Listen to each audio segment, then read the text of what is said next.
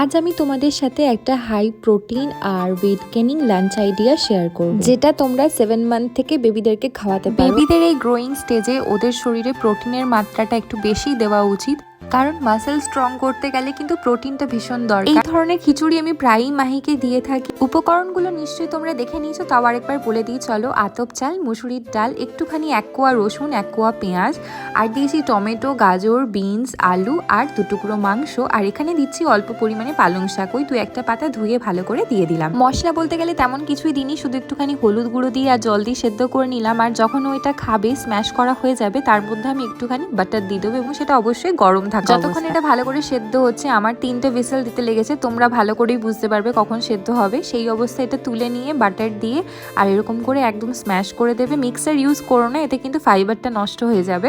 সত্যি কথা বলছি, বাচ্চারা কিন্তু খুব এটা এনজয় করে খাবে। আর তোমরা জানিও আমার আজকের এই ভিডিওটা